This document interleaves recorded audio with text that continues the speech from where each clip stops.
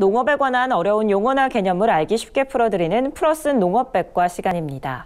좋은 묘목에서 좋은 열매가 맺히죠. 국내 과수산업 발전을 위해서는 묘목 관리가 무엇보다 중요하다는 건데요.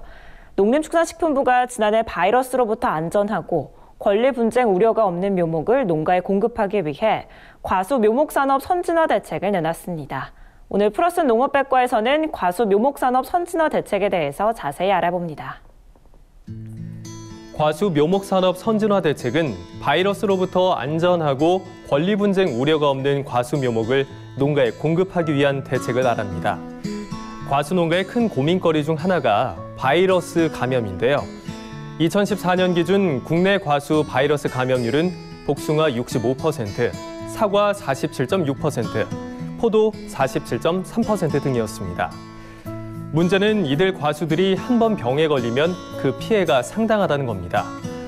때문에 바이러스 검정이 이루어진 묘목, 즉 무병화묘의 보급 확산이 절실한데요. 중앙과수묘목센터에서 무병화 처리된 원원종을 어미묘로 삼아서 원종을 증식해 묘목업체에 공급하면 묘목업체가 이를 다시 묘목과 묘로 증식 생산해 농가에 보급합니다. 이때 묘목업체는 묘목의 품종, 품질과 바이러스 감염 여부를 종자관리사로부터 보증받을 수 있는데요. 이렇게 보증받은 묘목이 바로 무병화묘입니다. 그런데 2018년 우리나라 무병화묘 보급률은 1.1%에 불과했습니다. 무엇이 문제였을까요? 무병화 대상 품종수는 많은 반면 관련 인력은 턱없이 부족한 데다 선택사항인 보증체계도 문제로 지적됐습니다. 바이러스 검정에 큰 비용이 필요할 뿐만 아니라 바이러스 검정 결과에 대한 신뢰도가 낮아 보증을 받지 않은 묘목업체가 많았던 거죠. 여기에 품종 보호 출원 후 무병화를 진행하는데 무려 7년이나 걸리는 것도 문제였습니다.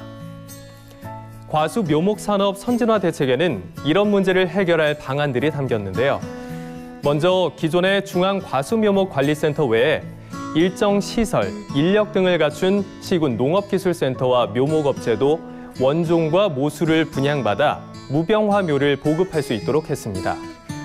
이와 동시에 무병화묘 인증 제도를 도입하고 바이러스 검정 등 능력이 확보된 시군 농기센터 등을 인증기관으로 지정했죠. 또 바이러스 검정 방법을 표준화하고 직무 육성 품종의 무병화 절차도 개선해서 농가에 보급되는 시간을 단축시키기로 했습니다. 유통 질서를 바로잡기 위해 불법 불량 묘목에 대한 감시도 대폭 강화됐는데요. 종자업 등록, 품종 생산 수입 판매 신고를 거짓으로 하면 영업이 정지되고 종자업으로 등록하지 않은 채 씨앗을 사고 팔면 기존의 1년 이하의 징역 또는 1,000만 원 이하의 벌금형에서 앞으로는 2년 이하의 징역 또는 2천만 원 이하 벌금형으로 처벌 수위가 2배 높아집니다. 외국 품종을 수입할 때 권리 관계도 꼼꼼히 따지기로 했습니다. 국내 출원되지 않은 외국 보호 품종을 판매하려면 국내 증식 유통 권리 증명서를 제출해야 하고 보호 품종이 아니어도 거래 명세서 등 해당 종자를 정당하게 취득했음을 증명하는 서류를 내야 하죠. 더불어 과수 화상병 등 고위험 병원체 묘목류는 정밀 검역을 의무화해야 합니다. 농식품부는 이 같은 계획을 통해 오는 2030년까지 무병화묘 보급률을 60%까지 끌어올린다는 계획입니다.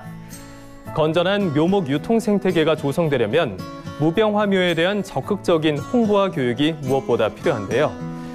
농민들도 근거 없는 소문이나 묘목업자의 말만 믿고 묘목을 살 게 아니라 인증받은 묘목을 정상적으로 사야만 차후 안정적인 생산 판매가 가능하고 분쟁에 휘말리지 않는다는 점 꼭 명심하셔야겠습니다. 지금까지 플러스 농업백과였습니다.